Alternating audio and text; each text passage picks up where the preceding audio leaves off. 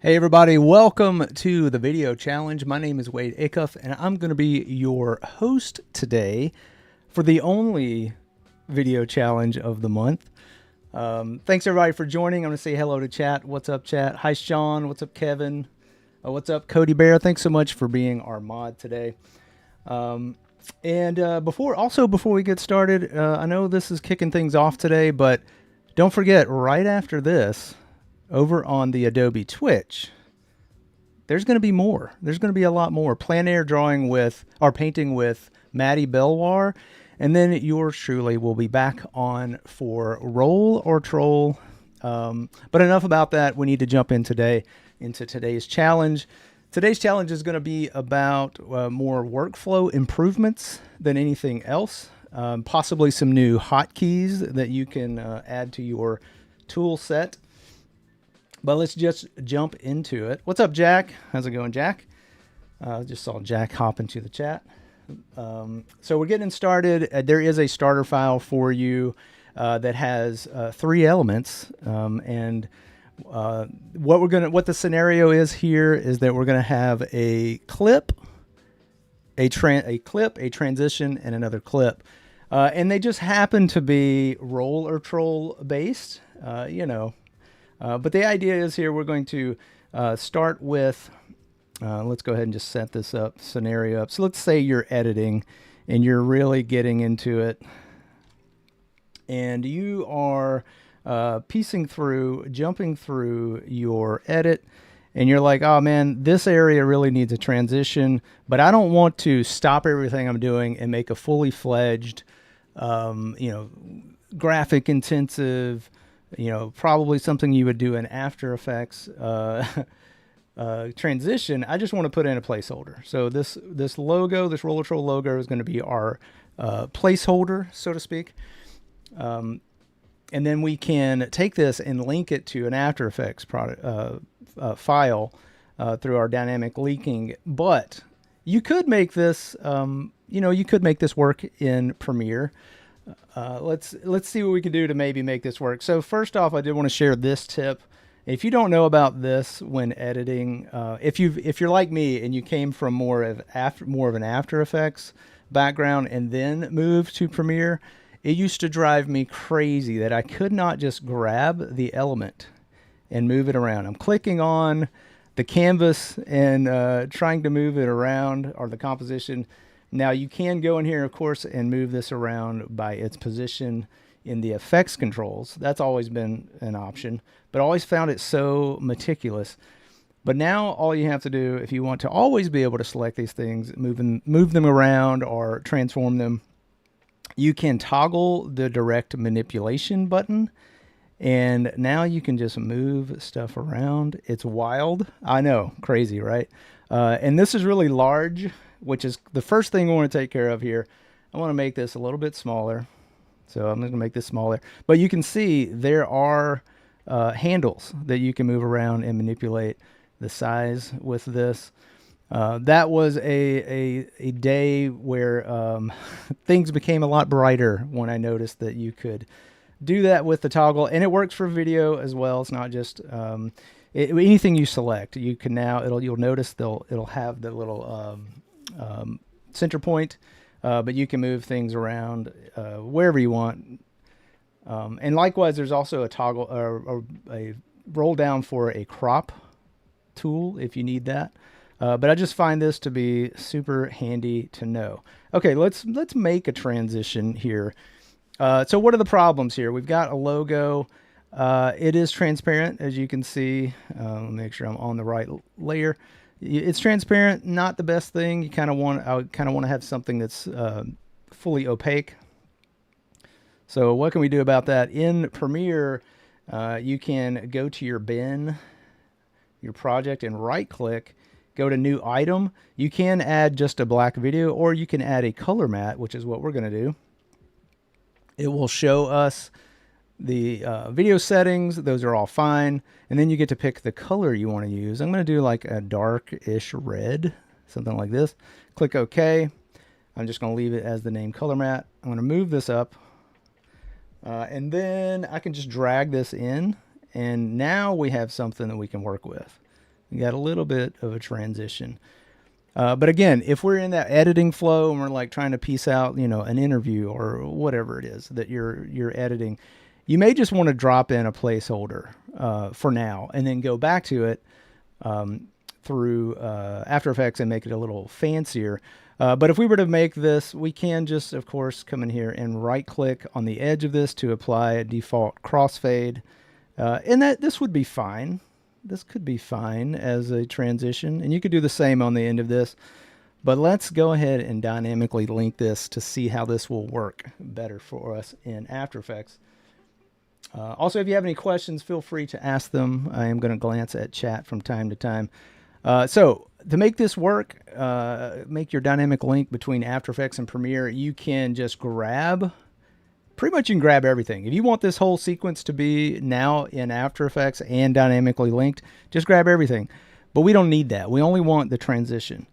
And to do that, just grab that, and you can select those clips, go to File, Adobe Dynamic Link, replace with After Effects Composition. But I'm already winded just going through all of that.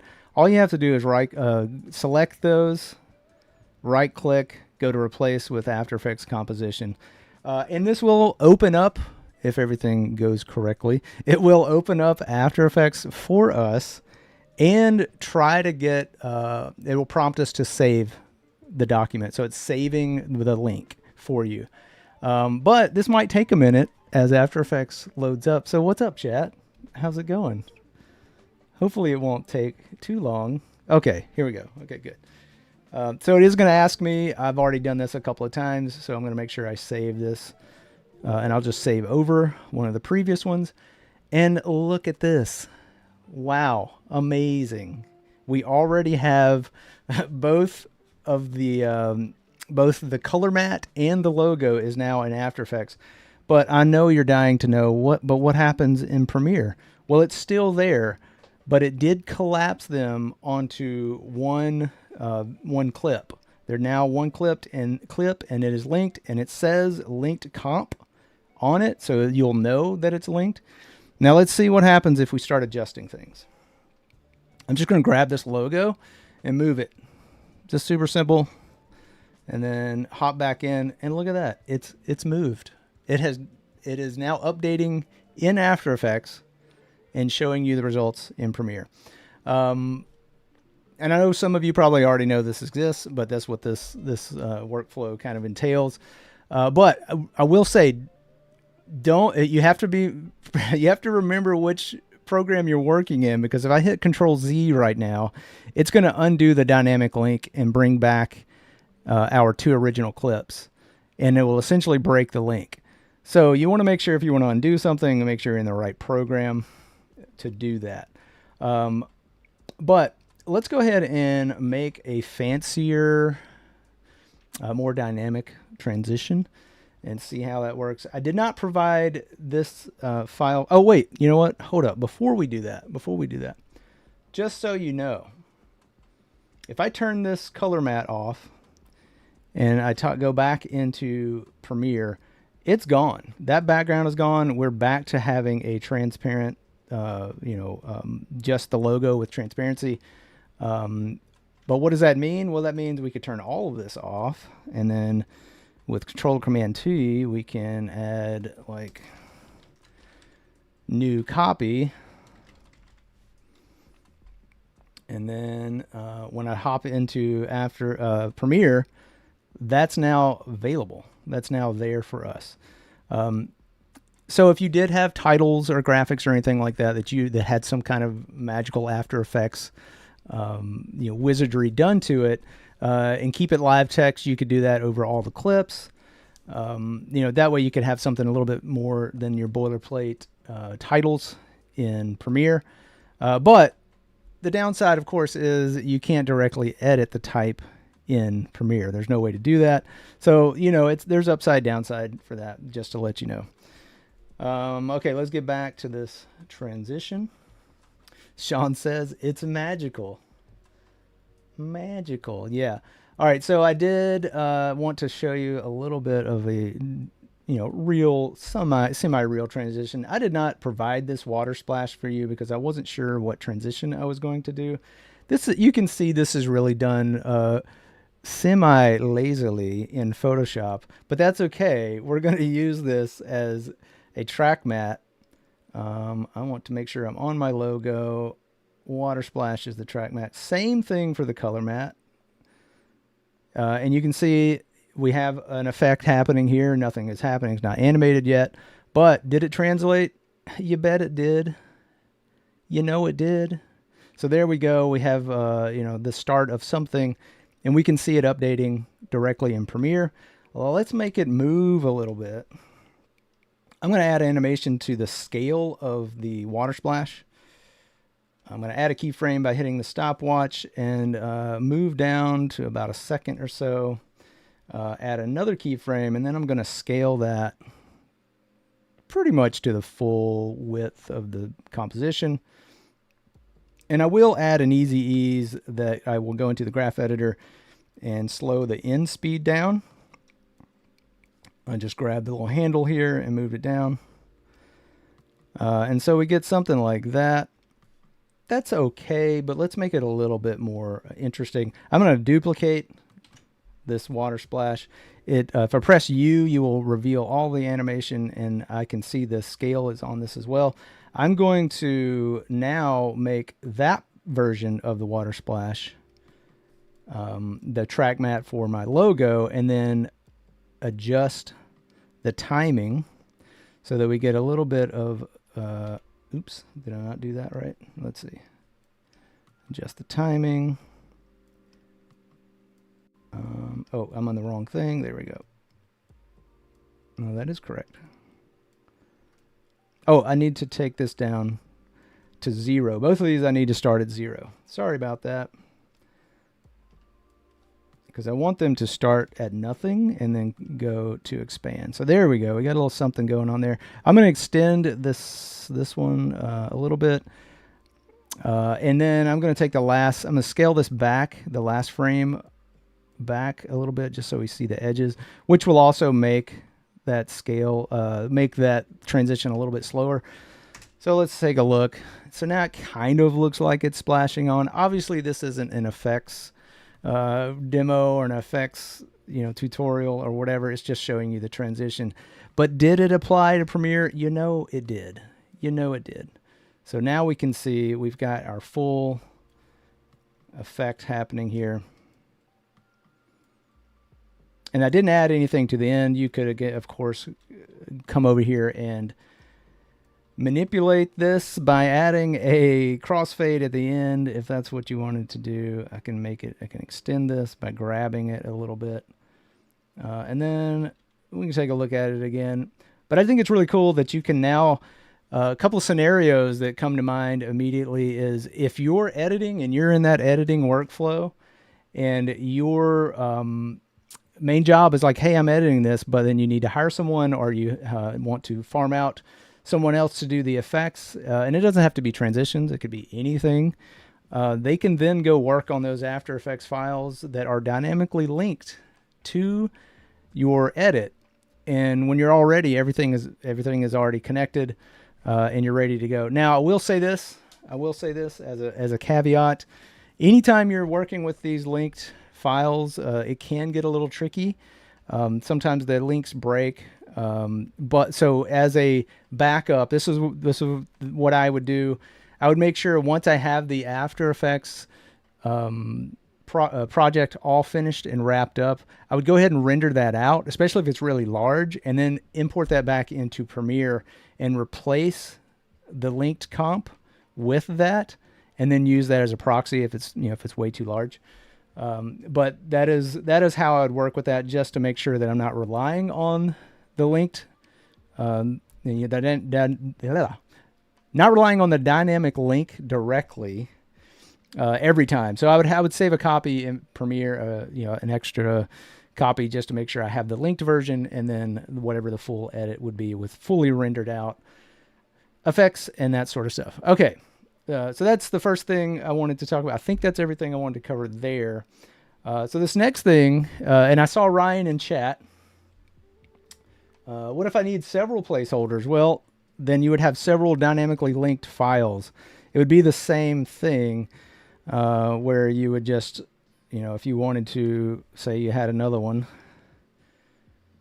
you could just grab, I'm going to make another link here. You just go ahead and replace with After Effects comp, and it will do the same process again. You'll save that out as a different comp. It won't be the same After Effects composition. And it's also probably good that way so that you don't get them all confused. So you may have, like, depending on how many effects and things, you may have several files, but they will all be linked back. And if you wanted to edit this, you could go back into Edit Original, and it will open that After Effects file. But moving on, like I was saying, Ryan, and thanks for the question, by the way. Ryan, I saw in chat, and Ryan shared with us on File New a couple of months ago. He shared with us Altura Razik's editing shortcuts, and at the time I was like, yeah, these are really great. If you're really serious about getting into whatever programs you're working in, making those workspace adjustments is an absolute must. And I thought, you know what? I know Premiere. I kind of work through it with, the standard ripple deletes and razor blade cuts and all of those things. But I was like, let me try this out. Let me just see if this works for me. I'm not going to play the video, but I will share this link. He talks about using 1, 2, and 3. And then 4, Q, and W as his hotkeys. And let me get this link for you. Cody Cody already shared it. Thanks so much. I appreciate that. And you can watch the video, and he talks about setting it up. I will talk about it real quick too, by going to my keyboard shortcuts. And I have zoom to sequence, zoom out, zoom in. That's the 1, 2, 3. And then I have add edit, which is 4. And then I have ripple trim previous edit to playhead. Now it's a mouthful, but I'll talk about it and display it in a moment. And then there's ripple trim next edit to playhead, which is everything that direction. And I would just say, look at that video, see if it's going to work for you. But we're going to work through an edit. We're going to do a real-time edit real quick. I'm going to make a new sequence from a clip. This is a time-lapsed yada yada yada, all this stuff through Rollertroll. But there's some hidden gems in here. There are, let's say, because this is how I use it specifically and why I wanted to use this as an example. There's a lot of drawing that's happening that's time-lapsed, but I don't want all of this garbage in between. I don't need the rolls. I don't need the talking. I don't need any of that stuff. In fact, let's go ahead and scale this up a little bit so I don't have to do it later. And we can just focus in on the drawing. And I'm going to show you how these edits work for me. So first off, the moving around navigation. If I hit 2, it zooms out my timeline. So that's zoom out. Zoom in obviously zooms in, and we can get into frame level from that if we want to. And then 1 takes me back to the full sequence. So I can see everything that's in the sequence. And I'm going to edit this, and I'll talk through the edit as I'm going. So I don't want any of this stuff at the beginning. I want to start with a blank canvas if I can. And immediately, I don't want to remove my hand. The whole idea of this is to not have to move your hand from the keyboard while you're editing. So I have Q, which is set to, at the playhead, it's going to remove everything behind it. So this section right here, if you see on my little mouse moving around, is going to go away. So I'm going to press Q. It's gone. Then I'm going to go up to the next area that should be a roll, I think. Yeah, there's a roll. I don't want the roll, so I'm going to mark and edit with 4. And then I'm going to move past the next talkie talk section. And I'm going to press Q again. So it's going to get rid of this little sliver, Q. So now if I go between those two edits, you see it's only the drawing. So I'm going to keep moving. I'm going to keep talking through this. So I'm going to go to the next edit point right about there, 4. Move down past the talking and the rolling, Q. Again, find the first edit point, 4. Move past the talking, Q. Keep on moving down to the next roll, edit point 4, move past it to the next drawing, cue. Let's see, again, 4, past the talking, cue. And then bam, we're into a new drawing. We're already at the next drawing. And let's say I don't want any of this. So this is where deleting the playhead and moving forward works, because I'm going to remove everything using W. It's mapped to W for me. I'm going to remove this chunk, and I'll go back in time and remove these. So if I press W, it's going to remove this part. Gone. So you can see how that works. I don't want to get, well, let me do this real quick. So if I didn't want any of this past that point, I could be done. I could be done with it. And we would have a full on edit that we just did. And it just shows the time-lapse drawing. And I've gotten rid of, hopefully if I hit all my markers correctly, I've gotten rid of all of the stuff in between, all the rolls and the key and all the stuff, and you just have the drawing left. And you can do this with anything. You can do this, obviously this is how I use it. You can do this with interviews. It doesn't matter. It's just an editing technique. And I did want to mention, you can do this on the fly. You can press play using the space bar. And let's say, I'm not really going to make this an edit, but I'll just demo. If I'm playing this and I see a point that I want to mark, I can hit 4 and it will keep playing. And if I want to get rid of everything to that edit point, I can hit Q and hit spacebar and keep playing. So this can be really quick. I want to keep this point. I want to get rid of that, get rid of all that stuff, so I can kind of block out something really quickly. And let's say this is my next edit point, but I don't want anything at the end. Bam, we're done. So you can do that really quickly just to kind of block something out as well. Let's see. I think